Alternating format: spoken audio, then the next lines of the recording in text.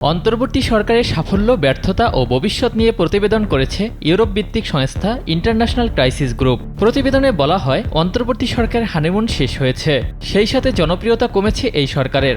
সংস্কারের পাশাপাশি জনগণের চাওয়া দৈনন্দিন জীবনের স্বস্তি। এছাড়াও ভারতের সাথে সম্পর্কের টানাপোড়েন এবং মিয়ানমার সীমান্তে অস্থিরতার বিষয়টি উঠে এসেছে প্রতিবেদনে।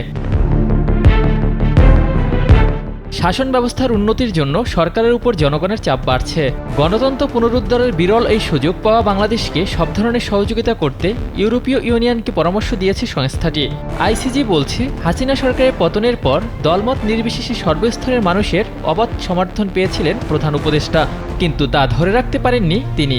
এখন তা কমতে শুরু করেছে। ক্ষমতা গ্রহণের 6 মাসের আগেই অন্তর্বর্তী সরকারকে নির্বাচন আয়োজনের জন্য চাপ দিচ্ছে বিরোধী দলগুলো। চলতি বছরের শেষে কিংবা আগামী বছরের মাঝামাঝি সাধারণ নির্বাচন দেওয়ার ঘোষণা দেন অন্তর্বর্তী সরকার।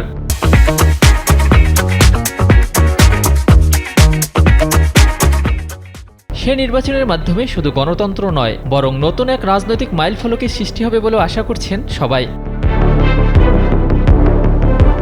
সংস্থাটি আরও বলছে, বিরোধী দল, ছাত্র, রাজনৈতিক দলগুলো সহ সব পক্ষই নির্বাচনকে ঘিরে তৎপরতা শুরু করায় চলতি বছরে সরকারের উপর আরও চাপ বাড়তে পারে। শুধু নির্বাচনের সম্ভাব্য সময় ছাড়া নির্বাচনের প্রক্রিয়া ও পরবর্তী ধাপ নিয়ে এখনও অস্পষ্টতা রয়েছে। তাছাড়াও রাজনৈতিক দলগুলোর বর্তমান ভূমিকার সমালোচনা করে সংস্থাটি বলছে, জনগণ মনে করছে দেশ আবারও স্বৈরশাসনে ফিরে যেতে পারে। জনগণের এই ধারণা চিন্তায় ফেলে দিয়েছে সরকারকে। আইসিজি আরও বলছে, আওয়ামী লীগের অনুপস্থিতিতে বিএনপি এখন দেশের বৃহত্তম রাজনৈতিক শক্তিতে পরিণত হয়েছে। দলটিকে অপেক্ষমান সরকার হিসেবেও দেখছেন অনেকে। এদিকে ছাত্রদের দল গঠন নিয়ে ফিনান্সিয়াল টাইমসকে ডক্টর ইউনূস যা বলছেন তাও ঠাঁই পেয়েছে ওই প্রতিবেদনে। এতে আরও বলা হয়, অর্থনীতি আবারও সঠিক পথে ফিরিয়ে আনার চলমান প্রচেষ্টার সুফল পেতে বাংলাদেশের জনগণকে আরও অপেক্ষা করতে হবে।